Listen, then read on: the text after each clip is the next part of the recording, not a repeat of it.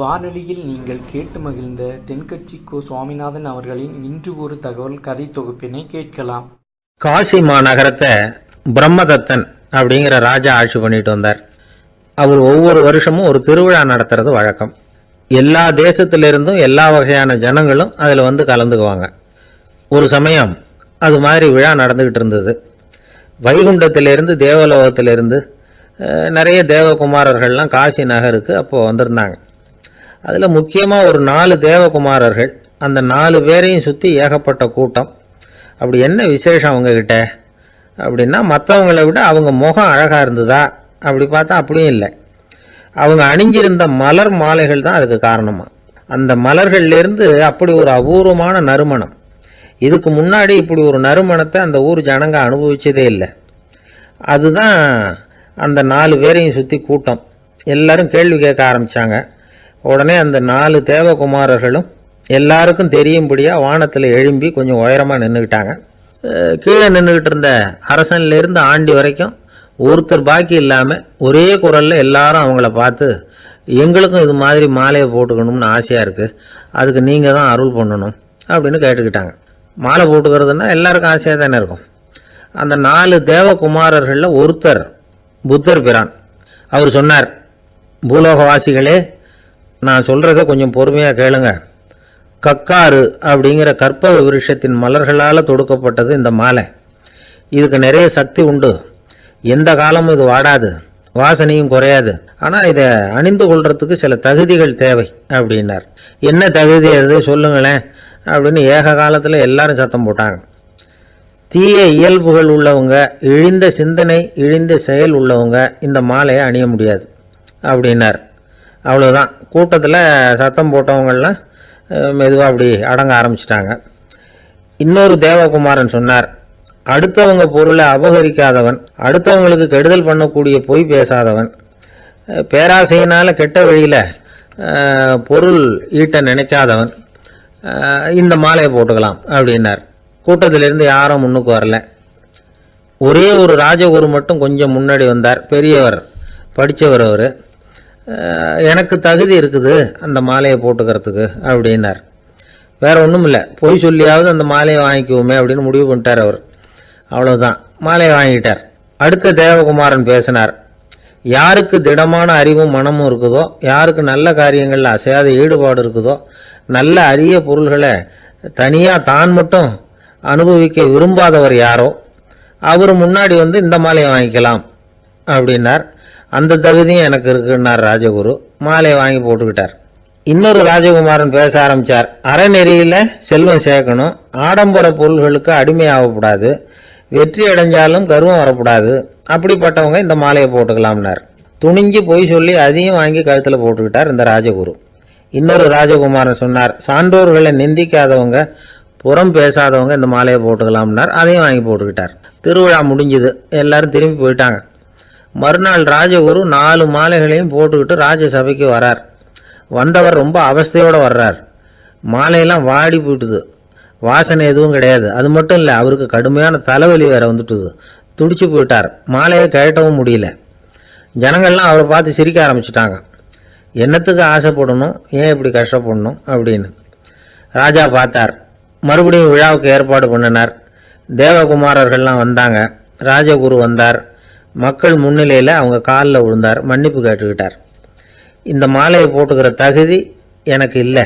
தகுதி இல்லாத ஒருத்தன் தகாத தகுதியை பொய் மூலம் பெறணும்னு ஆசைப்படுறாங்களே, அவங்களுக்கெல்லாம் என்னுடைய தண்டனை ஒரு எச்சரிக்கையாக இருக்கட்டும்னார். அதுக்கப்புறம் தேவகுமாரர்கள் அவர் கழுத்தில் இருக்கிற மாலையை கழட்டினாங்களாம். அந்த மாலைகளும் பழையபடி மனம் கொடுக்க ஆரம்பிச்சுட்டு தான். இதுலேருந்து நாம் தெரிஞ்சுக்க வேண்டியது என்னென்னா, நமக்கு தகுதி இல்லாத ஒரு கௌரவம் நம்மக்கிட்ட தானாக வந்தால் கூட அதை தவிர்த்து விடுறது தான் நல்லது. அதுதான் புத்திசாலித்தனம். ஒருத்தர் வந்தார். சார், எங்கள் இலக்கிய மன்ற விழாவுக்கு நீங்கள் தலைமை தாங்கணும்னார். உடனே இவர் சொன்னார், பேச்சாளர், சார், இலக்கியத்தை பற்றி பேசுகிற தகுதி எனக்கு இல்லையே அப்படின்னார். உடனே அவர் கூப்பிட வந்தவர் சொன்னார், அந்த தகுதி உங்களுக்கு இல்லைங்கிறது எங்களுக்கும் தெரியும் சார், அதனால தான் உங்களை தலைமை தாங்க கூப்பிட்றேன் அப்படின்னார். அது சரி, தலைமைன்னா அதுக்கு இவர் என்னதான் அர்த்தம் பண்ணுறாருன்னு தெரியல. திபேத் நாட்டில் புத்த மடாலயங்கள் நிறைய உண்டு. அதுக்கு ஒரு தலைமையகமும் உண்டு. அது இந்த திபேத் தலைநகரம் லாசாவில் இருக்குது. ரொம்ப காலத்துக்கு அப்பால் அதை பற்றியெல்லாம் நிறைய விவரங்கள் எழுதி வச்சிருக்கிறாங்க. அது இப்போவும் நமக்கு கிடைக்குது.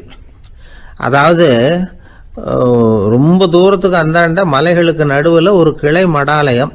அந்த மடத்தின் தலைவருக்கு வயசாயிட்டு தான். அதனால் தலைமை பொறுப்பை வேற ஒருத்தர்கிட்ட ஒப்படைக்கலாம் அப்படின்னு முடிவு பண்ணாராம். உடனே ஒரு லாமாவை கூப்பிட்டார். அவர் மூலமாக தலைமை மடாலயத்துக்கு செய்தி அனுப்புனார், பொருத்தமான வாரிசு ஒருத்தரை அனுப்பி வைக்கும்படியாக. அந்த வாலிப லாமா புறப்பட்டார். காடு மேடெல்லாம் நடந்து போகிறார். ரொம்ப நாள் கழித்து தலைமை பீடத்தை அடைஞ்சார். தலைமை குரு கிட்ட விவரத்தை சொன்னார். தகுதியான ஒருத்தரை அனுப்பி வச்சா அழைச்சிட்டு போகிறேன் அப்படின்னார். சரி, நாளைக்கு காலையில் நீங்கள் அவங்க எல்லாரையும் அழைச்சிட்டு போகலாம்னார் அவர். அவங்க எல்லாரையுமா? அங்கே தேவைப்படுறது ஒருத்தர் தானே அப்படின்னார் இவர். ஆமான்னார். அப்புறம் ஏன் எல்லாரையும் அழைச்சிட்டு போக சொல்கிறீங்கன்னார். அது இப்போ உனக்கு புரியாது.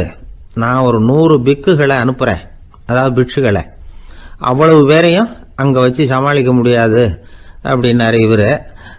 இருந்தாலும் இப்போ அந்த தலைமை குரு என்ன சொன்னார்னா, அதை பற்றி கவலைப்படாத, நான் 100 பேரை அனுப்புகிறேன். அதில் 99 பேர் வழியிலேயே காணாமல் போடுவாங்க, ஒருத்தன் மட்டும்தான் வருவான். அவனும் அங்கே சேர்ந்துட்டானா நீ ரொம்ப கொடுத்து வச்சவன் அப்படின்னார். இவருக்கு ஒன்றும் புரியல. இருந்தாலும் மறுநாள் அந்த வாலிப லாமா 100 பேரை அழைச்சிக்கிட்டு புறப்பட்டார். போகிற வழியிலேயே பல பேர் அங்கங்கே பிச்சுக்கிட்டு போயிட்டாங்க. அவர் சொன்னது மாதிரியே வழியில் அவங்க ஊர்கள் இருந்தது தான் காரணம். அப்பா அம்மாவை பார்த்துட்டு வரேன் அப்படின்னு கொஞ்சம் பேர் போனாங்க. சொந்த பந்தத்தை பார்த்துட்டு வரேன் அப்படின்னு கொஞ்சம் பேர். ஒரு வாரம் ஆச்சு. இப்போ மிஞ்சினது 10 பேர் தான். வழியில் ஒரு நகரம். அங்கே சில பிட்சுக்கள் சந்திச்சாங்க. எங்கள் மடத்து தலைவர் இறந்துட்டார், உங்களில் யாராவது ஒருத்தர் எங்களுக்கு தலைவராக முடியுமா அப்படின்னு கேட்டாங்க. 10 பேரும் தயார். அதில் ஒருத்தரை அழைச்சிக்கிட்டு அவங்க போயிட்டாங்க. இன்னொரு ஊரில் சில பேர் வந்தாங்க, வழி மறிச்சாங்க. நில்லுங்க, எங்கள் மன்னர் மகளுக்கு திருமணம், அதை நடத்தி வைக்க 3 லாமாக்கள் தேவை அப்படின்னாங்க. இப்படி கொஞ்சம் கொஞ்சமாக எல்லாரும் காலி. கடைசியில் 2 பேரும் மிஞ்சினாங்க. அங்கே ஒரு இளம்பெண் எதிரில் வந்தா.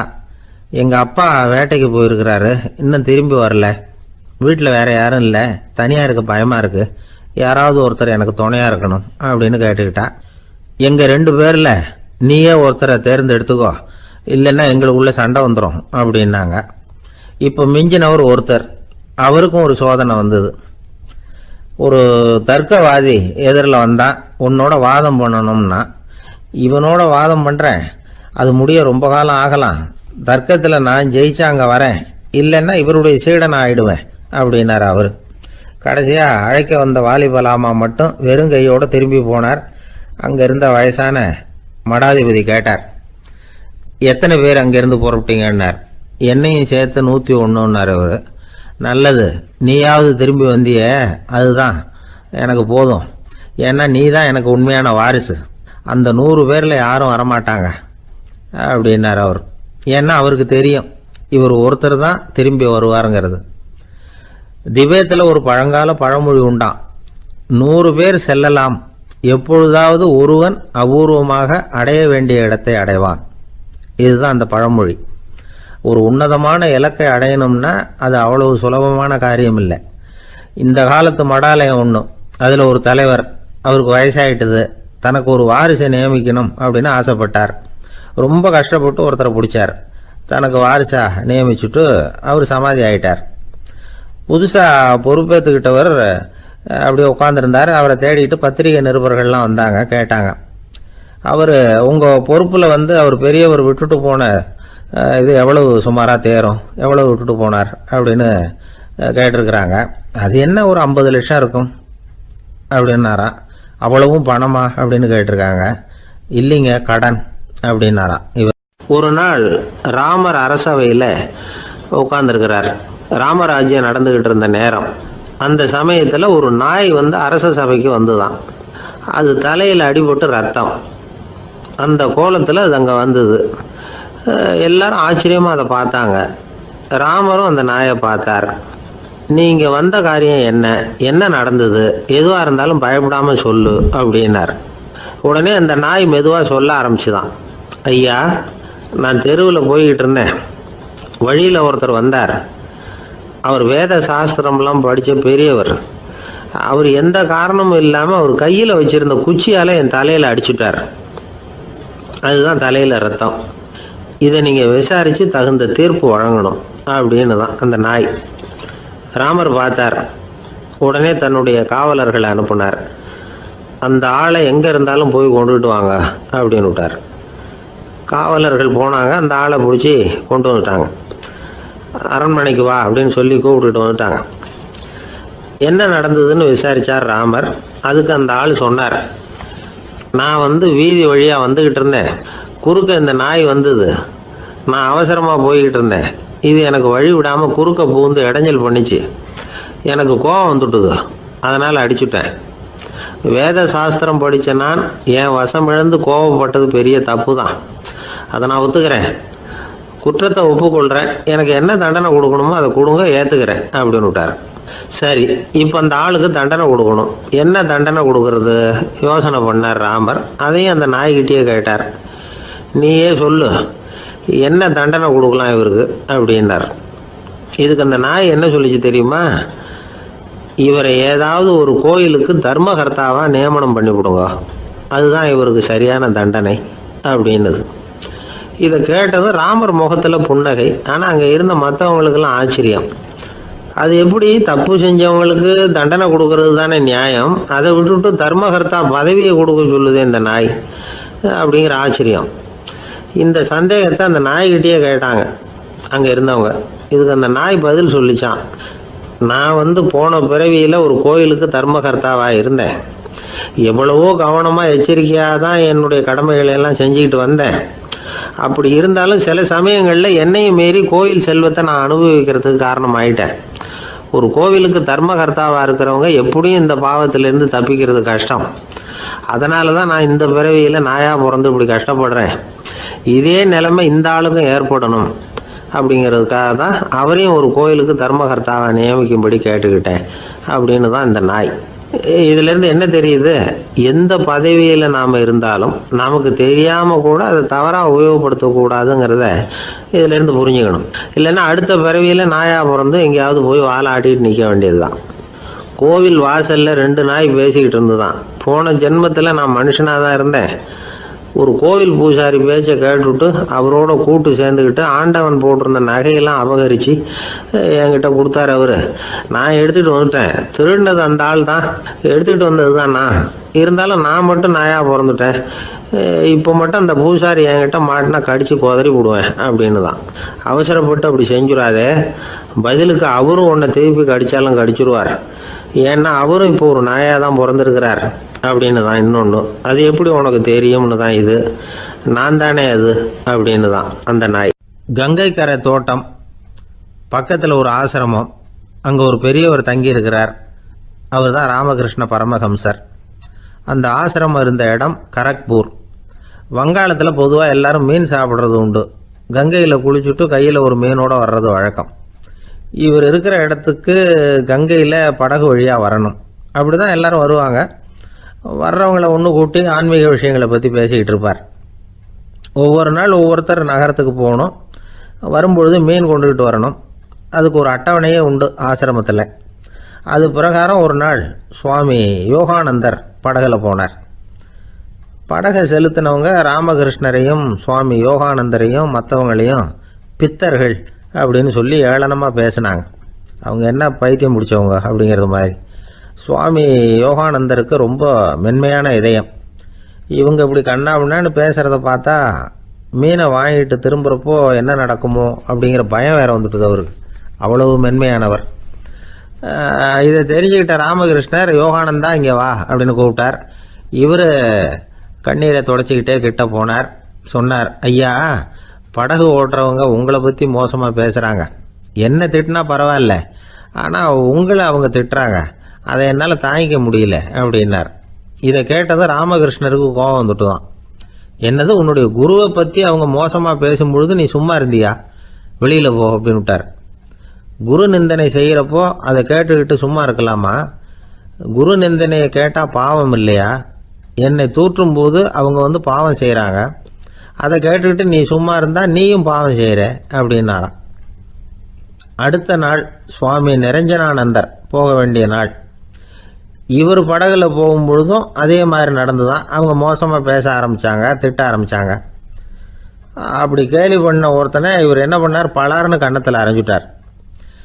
இன்னொருத்தனை கங்கையில் தூக்கி எறியறதுக்கும் தயாராகிட்டார். அதுக்கப்புறம் அவங்க யாரும் வாயை திறக்கலை. மீன் வாங்கிட்டு வர்றப்பவும் படகுல ஒரே அமைதி, அவ்வளவு பயம் அவங்களுக்கு. ராமகிருஷ்ணர் கூப்பிட்டு விசாரித்தார் என்ன நடந்ததுன்னு. இவர் சொன்னார், அவர் யோகானந்தா போகும்பொழுது என்ன நடந்ததோ அப்படியே தான் இப்போவும் நடந்தது.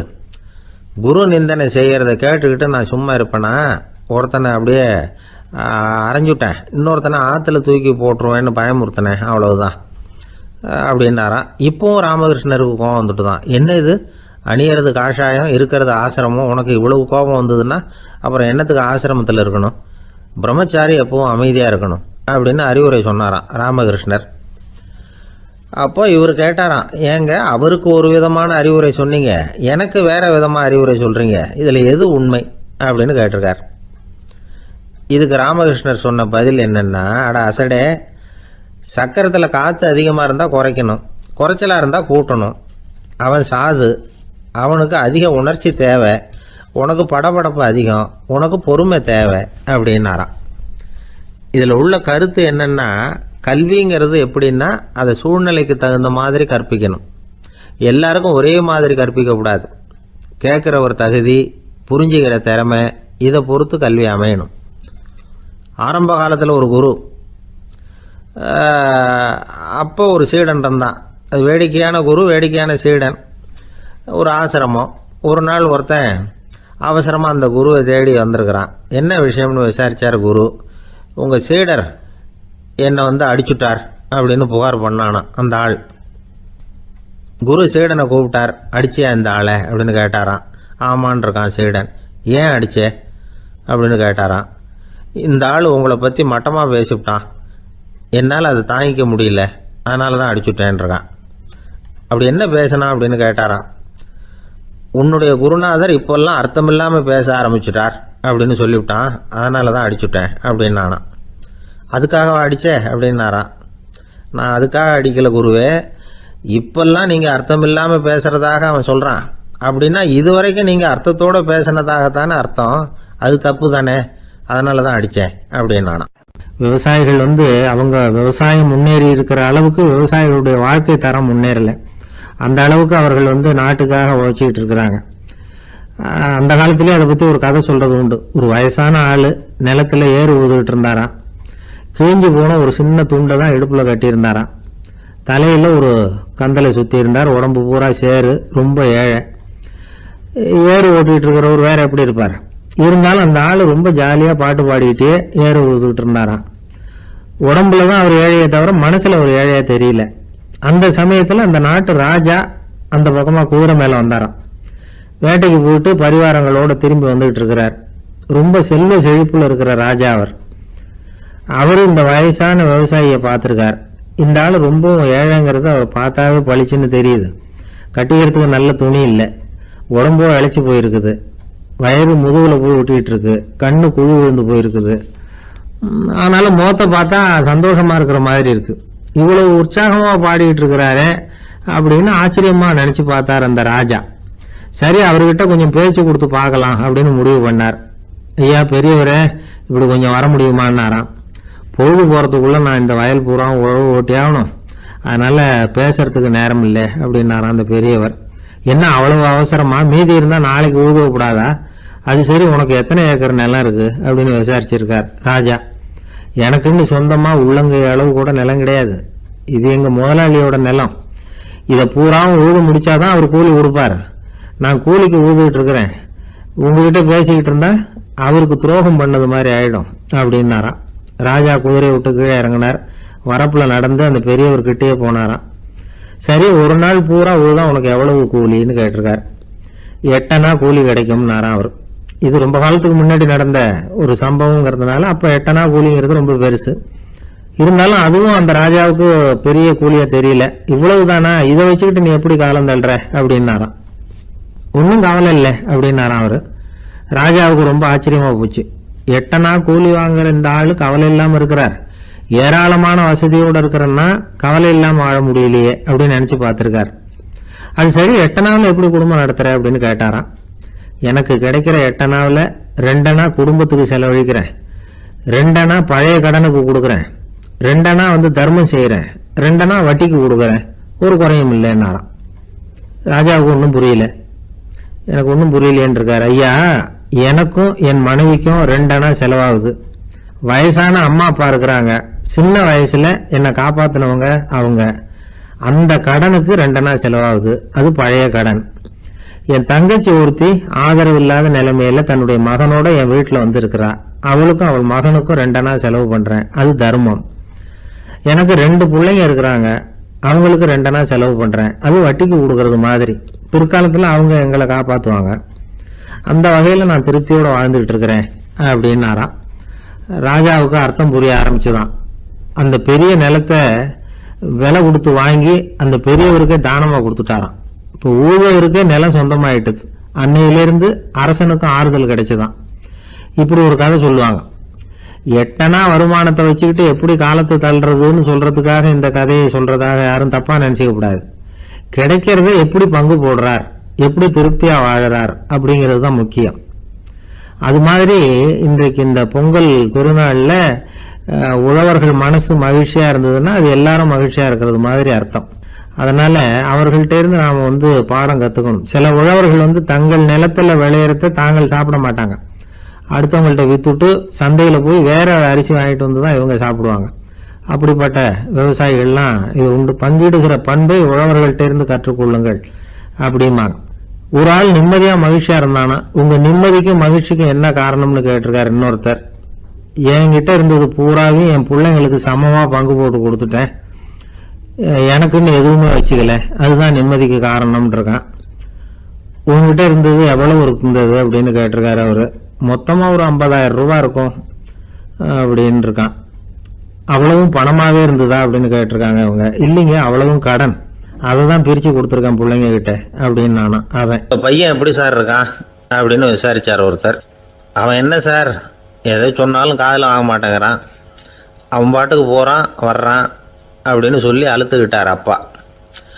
பெரியவங்க சொல்கிறத சின்ன பிள்ளைங்க கேட்கறது இல்லைங்கிறது ஒரு குறை, பெரியவங்க சொல்கிறது சின்ன பிள்ளைங்க காதிலேயே விழறது இல்லைங்கிறது ஒரு குறை. இது கொஞ்சம் சீரியஸான விஷயம், கவனித்து பார்க்கணும்.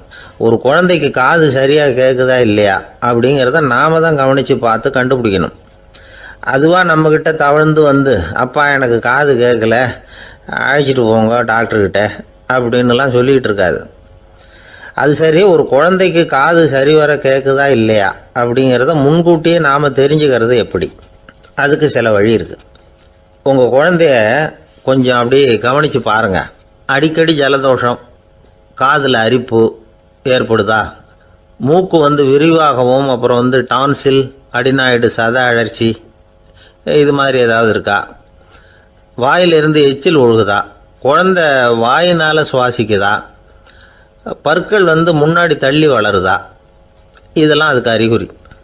அப்புறம் இந்த VBDF TH இப்படி இந்த ஒலிகள் சேர்ந்த வார்த்தைகளை குழந்தை சரியாக புரிஞ்சுக்காது. இப்போ உதாரணத்துக்கு பட்டுன்னு சொல்லு குழந்தை அப்படின்னீங்கன்னா அது கட்டுன்னு சொல்லும். அதாவது பட்டு சவுண்டை அதால் புரிஞ்சிக்க முடியல. அப்புறம் உங்கள் குழந்தை உங்களை உறக்க பேச சொல்கிறானா, அடிக்கடி கேள்வி கேட்குறானா, சாப்பிட்றப்போ கவனம் இல்லாமல் இருக்கானா, படிப்பில் போதுமான முன்னேற்றம் இல்லையா, வகுப்பில் சரியாக கவனிக்கிறது இல்லையா, இப்படிலாம் இருந்தால் ஆரம்பத்திலேயே டாக்டர்கிட்ட அழைச்சிட்டு போய் சிகிச்சையை ஆரம்பிச்சுடலாம், குணப்படுத்தி விடலாம். குழந்தைக்கு காது சரியாக கேட்கலன்னா நீங்கள் செய்ய வேண்டியது என்ன தெரியுமா? அவனுக்கு காது கேட்கலேங்கிறதுக்காக அவன் முன்னாடி சத்தம் போட்டு பேசக்கூடாது. மெதுவாக சீராக பேசணும், அவனை பார்த்து பேசணும். உங்கள் உதட்டு அசைவுகள் அவனுக்கு உதவும், அதை பார்த்தே புரிஞ்சுக்குவான். நீங்கள் வாயில் வெத்தலை பாக்கு போட்டுக்கிட்டோ புகை பிடிச்சிக்கிட்டோ பேசக்கூடாது. அப்படி பேசினா அவனால் அந்த உச்சரிப்பை சரியாக புரிஞ்சிக்க முடியாது.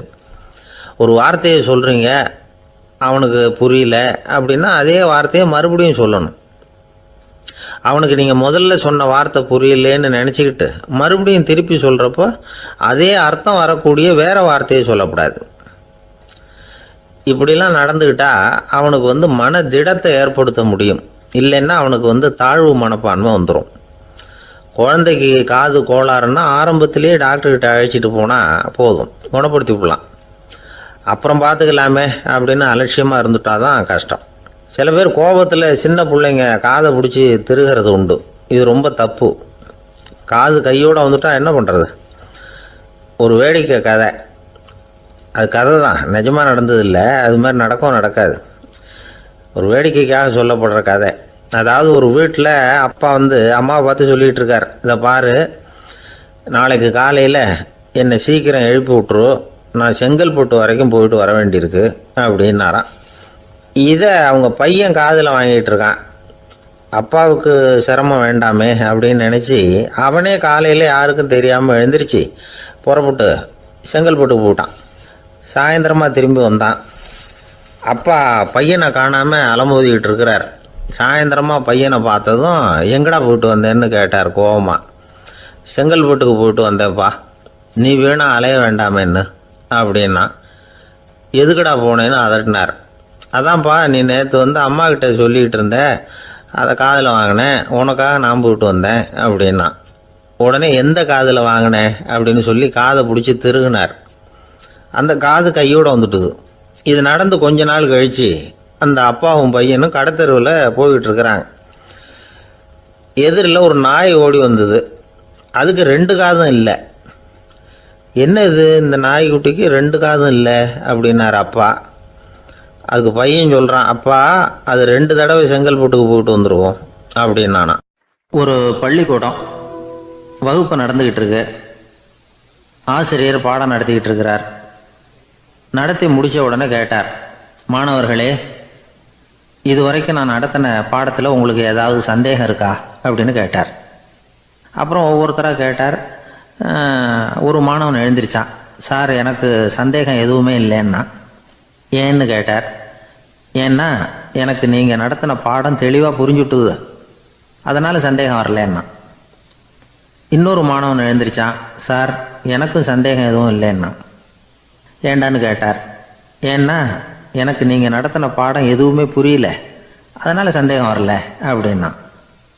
இந்த இடத்துல நாம் கொஞ்சம் சிந்திச்சு பார்க்கணும். இந்த உலகத்தில் எல்லாம் புரிஞ்ச ஒருத்தனுக்கும் சந்தேகம் வராது, எதுவுமே புரியாத ஒருத்தனுக்கும் சந்தேகம் வராது. அறகுறையாக புரிஞ்சுக்கிட்டவன் இருக்கான் பாருங்க, அவனுக்கு தான் அடிக்கடி சந்தேகம் வரும். ஆக மாணவர்களை இந்த 3 வகையாக பிரிக்கலாம். அதே மாதிரி தான் மனிதர்களையும் 3 வகையாக பிரிக்கிறாங்க ஆன்மீகவாதிகள். ஒரு ஆன்மீக பெரியவர் என்ன சொல்றார் தெரியுமா? இந்த உலகத்தில் 3 வகையான மனிதர்கள் இருக்கிறாங்களாம். முதல் வகை எப்படி தெரியுமா? இவங்களுக்கு எதையும் தெரிஞ்சுக்கணுங்கிற அவசியமே கிடையாது. ஏன்னா அவங்களுக்கு எல்லாமும் தெரியும். இவங்க ஞானத்தின் முழு வடிவாக இருக்கிற காரணத்தினால அவங்களுக்கு எந்த சந்தேகமும் இல்லை, எந்த கேள்விகளும் கிடையாது. இந்த நிலையில் இருக்கிறவன் கிருஷ்ணன். எல்லாத்துக்கும் விடை தெரிஞ்சுக்கிட்ட நிலையில் அவன் விடையாக மாறிவிட்டான் அப்படின்னு சொல்லுவாங்க. 2வது நிலையில் இருக்கிறவன் அர்ஜுனன். இவனுக்கு எப்போ பார்த்தாலும் கேள்விதான், சந்தேகம்தான். பதில் சொல்ல சொல்ல அவனுக்கு இருக்கிற சந்தேகமும் அதிகமாகிக்கிட்டே இருக்கும், குறையவே குறையாது. அர்ஜுனன் மாதிரி உள்ளவங்க எப்பவும் கேள்வி கேட்டுக்கிட்டே இருப்பாங்க. ஒரு கேள்விக்கு விடை கிடைச்சுட்டுன்னு வைங்க, உடனே இன்னொரு கேள்வி அவங்ககிட்ட இருந்து வரும். கிருஷ்ணனுடைய நிலை எப்படின்னா அது கேள்விகளே அற்ற ஒரு நிலை. அர்ஜுனனுடைய நிலை எப்படின்னா அது கேள்விகளை தவிர வேறு எதுவும் அற்ற ஒரு நிலை. இவங்களை தவிர இன்னொரு ஆள் இருக்கிறான், அவனுக்கும் கேள்விகள் அற்ற ஒரு நிலை தான். அவன் யாருன்னா துரியோதனன். இவனுக்கு தெரிஞ்சுக்கணுங்கிற எண்ணமே சுத்தமாக கிடையாது. ஆவலே இல்லைங்கிறதுனால அதை புரிஞ்சுக்கணுங்கிற அவசியமும் இல்லை. அதனால் அவனுக்கு கேள்விகள் அற்ற ஒரு நிலையில் அவன் இருந்துக்கிட்டு இருக்கிறான். எல்லா பதிலும் தெரிந்து கொண்ட நிலையில் கிருஷ்ணனும் கேள்விகள் அற்ற நிலையில் இருக்கிறான். தெரிஞ்சுக்கணுங்கிற ஆவலே இல்லாத துரியோதனனும் கேள்விகள் அற்ற நிலையிலே இருக்கிறான். இப்படியும் இல்லாமல் அப்படியும் இல்லாமல் 2ம் கெட்டான நிலையில் இருக்கிறானே, அவன் தான் அர்ஜுனன். அதனால் பெரியவங்கள்லாம் என்ன சொல்கிறாங்கன்னா, இந்த உலகத்தில் அர்ஜுனன்களாக இருக்கிறவங்க ஒன்று துரியோதனனாக மாறிடணும், இல்லைன்னா கிருஷ்ணனாக மாறிடணும். இதை தவிர வேற வாய்ப்பு இல்லை. துரியோதனன் மாதிரி உள்ளது விலங்கு நிலை. கிருஷ்ணன் மாதிரி உள்ளது தெய்வ நிலை. அர்ஜுனன் விலங்காவும் ஆக முடியல, தெய்வமாகவும் ஆக முடியல. இப்படி ரெண்டும் கெட்டானா இருக்கிற வரைக்கும் இந்த கேள்விகளும் பிரச்சனைகளும் இருந்துகிட்டே தான் இருக்கும். இதுதான் பெரியவர்கள் சொல்லுகிற அனுபவ உண்மை. ஒரு ஆசிரியர் ரொம்பவும் விரிவாக விளக்கமாக பாடம் நடத்தின பிறகு, மாணவர்களே ஏதாவது சந்தேகம் இருந்தால் கேளுங்கன்னாராம். ஒரு மாணவன் எழுந்திரிச்சான். சார், எனக்கு ஒரு சந்தேகம்னா. என்னன்னு கேட்டார். இது வரைக்கும் என்ன பாடம் சார் நடத்துனீங்க அப்படின்னா அந்த பையன். இந்த உலகத்தில் எவ்வளவோ உயிரினங்கள் இருக்கு, ஒவ்வொன்றும் ஒவ்வொரு விதமாக சண்டை போடுது. இப்போ 2 மாடு சண்டை போட்டுக்குதுன்னு வச்சுங்க, என்ன பண்ணும்? 2 முட்டிக்கும். அதுக்கு சண்டை போடுறதுக்கு ஆயுதமாக உபயோகப்படுறது அதோட கொம்பு. 2 சேவல் சண்டை போட்டுக்குதுன்னு வச்சுங்க, அதுக்கு ஆயுதமாக உபயோகப்படுறது அதோட கால் நகம். காலால் தான் அது ஒன்றோட ஒன்று சண்டை போட்டுக்கும். ஆனால் 2 மனுஷன் சண்டை போட்டுக்கிறான்னு வச்சுங்க, இவன் இன்னதை தான் ஆயுதமாக உபயோகப்படுத்துவான்னு குறிப்பிட்டு சொல்ல முடியாது. கல்லை எடுப்பான், கத்தி எடுப்பான், துப்பாக்கி எடுப்பான், என்ன வேணாலும் பண்ணுவான். வாயால் திட்டுவான், கையால் அடிப்பான், காலால் உதைப்பான், சகலகலா வல்லவன். விலங்குகள்லாம் பொதுவாக வாயை சாப்பிட்றதுக்கு மட்டும்தான் உபயோகப்படுத்துது. ஆனால் இவனுக்கு சாப்பிட்றதுக்கும் அதுதான், சாப்பிட்டு விட்டு திட்டுறதுக்கும் அதுதான். ஆனால் ஒரு விஷயத்தில் மட்டும் கெட்டிக்கிறேன். அதாவது நாம் சண்டை போட்டுக்கிட்டாலும் பரவாயில்லை, கோழிகள் சண்டை போடாமல் இருக்கணும் அப்படின்னு ஆசைப்படுறான். எதுக்காக? கோழிகள் சண்டை போடாமல் இருந்தால் நிறைய முட்டைகள் போடுமா, அதுக்காக தான் இந்த அக்கறை. கோழி பண்ணை வச்சுருக்கிறவங்களுக்கு இது ஒரு பெரிய பிரச்சனை. அதாவது பண்ணையில் இருக்கிற கோழிகளுக்குள்ளே அடிக்கடி சண்டை வந்துடும், அதனால் முட்டை உற்பத்தி குறைஞ்சிரும். சரி, இதுக்கு என்ன பண்ணுறது? பண்ணையில் போய் உட்காந்துக்கிட்டு தினமும் பஞ்சாயத்து பேசிகிட்டு இருக்க முடியுமா? அமெரிக்காவில் கோழி பண்ணை வச்சுருக்கிற ஒருத்தர் இதை பற்றி யோசனை பண்ணி பார்த்தாராம். ஒரு வழியையும் கண்டுபிடிச்சிருக்கார். கோழிக்கெல்லாம் மூக்கு கண்ணாடி மாட்டி விட்டுட்டோம்னா அது சண்டை போடுற குணம் குறைஞ்சிரும், முட்டை அதிகமாகிடும். அந்த கண்ணாடியில் உள்ள லென்ஸு சிவப்பு நிறத்தில் இருக்கணும், அவ்வளவுதான் அப்படின்னு அவர் கண்டுபிடிச்சாராம். இது ஏற்கனவே நடைமுறையில் கண்டுபிடிக்கப்பட்ட ஒரு விஷயம். ஆனால் எல்லா கோழிக்கும் சிவப்பு மூக்கு கண்ணாடி எப்படி மாட்டி விடுறது? அப்படியே மாட்டி விட்டாலும் அது நழுவாமல் இருக்கணுமே. இப்போ நாமெல்லாம் நடு விரலால் மூக்கு கண்ணாடி நடுவில் தொட்டு அப்படி ஸ்டைலாக சரி பண்ணிக்கிறோம், அது மாதிரி கோழி எப்படி சரி பண்ணிக்கும்? இதுதான் பிரச்சனை. இதுக்கு அவர் என்ன வழி கண்டுபிடிச்சாருன்னா, கோழிக்கெல்லாம் மூக்கு கண்ணாடிக்கு பதிலாக விழியொட்டு வில்லைகள், கான்டாக்ட் லென்ஸ், அதை பொருத்தி விட்டா என்ன அப்படின்னு யோசனை பண்ணார். அதே மாதிரி பண்ணார். அதே மாதிரி செஞ்சு பார்த்தார், வெற்றி. அதுக்கப்புறம் கோழியெல்லாம் சண்டை போட்டுக்கலையாம், சமாதான பிரியர்கள் ஆகிட்டு தான். கோழிகளுக்கு இயல்பாகவே சண்டை போடுற குணம் உண்டு. ஆனால் அதோட கண்ணுக்கு பார்க்குற பொருள்லாம் ரோஜா நிறத்துலையோ அல்லது இன்னும் சொல்ல போனால் அழுத்தமான சிவப்பு நிறத்துலையோ தெரிஞ்சதுன்னா சண்டை போடுற குணம் குறைஞ்சிருதான். அந்த சமயத்தில் அது அதிகமாகவும் முட்டையிட ஆரம்பிச்சுடுதான். அதே நேரத்தில் இறை எடுக்கிறத கூட குறைச்சிக்குதான். இது ஏன் இப்படி பண்ணுதுங்கிறது விஞ்ஞானிகளுக்கு இன்னமும் புரியலையா. எப்படியோ அமெரிக்க கோழிகள்லாம் கான்டாக்ட் லென்ஸ் பொருத்திக்க ஆரம்பித்தாச்சு. கோழி கழுத்தை பிடிச்சிக்கிட்டு ஒரு சில வினாடிகளில் அதை பொருத்தி விட்றாங்களாம். கோழியோட ஆயுள் பூரா அது அப்படியே இருக்குமா. பண்ணையில் முட்டை உற்பத்தி குறைஞ்சா இது மாதிரி விஞ்ஞானபூர்வமாக பரிகாரம் தேடுறது தான் நல்லது. நமக்கு வேண்டியப்பட்ட ஒருத்தர், அவர் ஒரு கோழி பண்ணை வச்சுருந்தார். அந்த பண்ணையில் பாதி கோழி திடீர்னு செத்து போச்சு. உடனே ஒரு கால்நடை மருத்துவர்கிட்ட போக வேண்டியது தானே, அங்கே போகல. உள்ளூரில் மந்திரம் பண்ணிகிட்டு இருந்த ஒரு சாமியார்கிட்ட போனார். அவர் காலில் விழுந்தார். சாமி, என் பண்ணையில் பாதி கோழி செத்து போட்டுதுன்னார். சாமியார் யோசனை பண்ணார். சரி, பண்ணையில் வாசப்படி கிழக்கு பக்கமாக வச்சுருக்கியா மேற்கு பக்கமாக வச்சுருக்கியான்னு கேட்டார். கிழக்கு பக்கமாக இருக்குன்னார் அவர். அதுதான் தப்பு, மேற்கு பக்கமாக அதை மாற்று சரியாக போடும்னாராம். அதே போல் இவர் போய் மாற்றிவிட்டார். அப்பவும் பாதி செத்து போச்சு. மறுபடியும் சொன்னார், சாமி மறுபடியும் பாதி கோழி செத்து போட்டுதேன்னார். சரி, கூரை எப்படி போட்டிருக்க, ஓடு போட்டிருக்கியா இல்லை கீத்து போட்டிருக்கியான்னார். ஓடு போட்டிருக்கேன்னாராம் அவர். அதுதான் தப்பு, கீத்து போட்டுரும் சரியாக போடும்னாராம். சரின்னு போய் அதையும் மாற்றி பார்த்தார். மறுபடியும் போயிட்டுது, கோழி செத்து போச்சு. வந்தார், மறுபடியும் பாதி செத்து போச்சு சாமின்னு வந்தார். இவரும் யோசனையை மாற்றி மாற்றி சொல்லிகிட்டே இருக்கிறார்.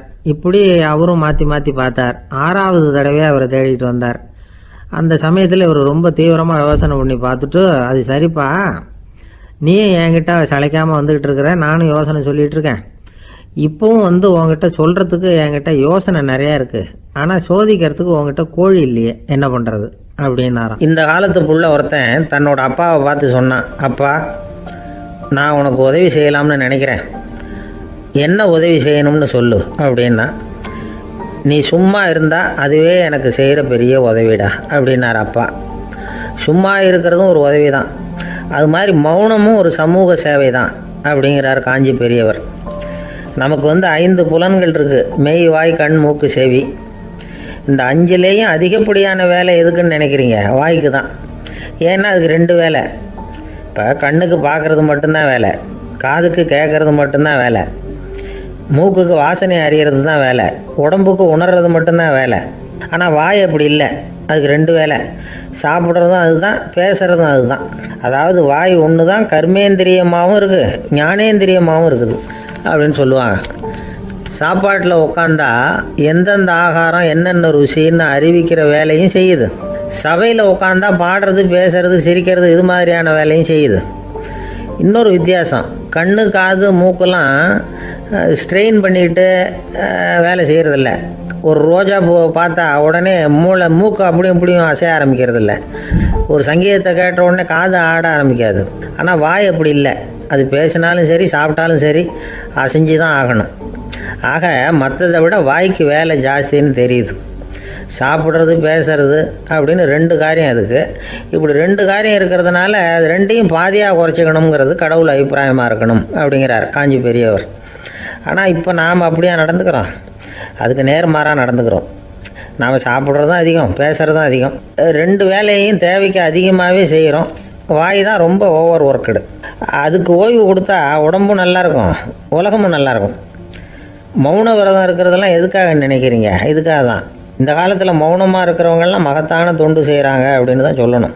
சத்தம் அதிகமாக போய் தான் சவுண்டு பொல்யூஷன் வருது. அது மட்டும் இல்லை, மௌனமாக இருந்தால் சண்டை சச்சரவே வராது. மௌனம் கலக நாஸ்தி.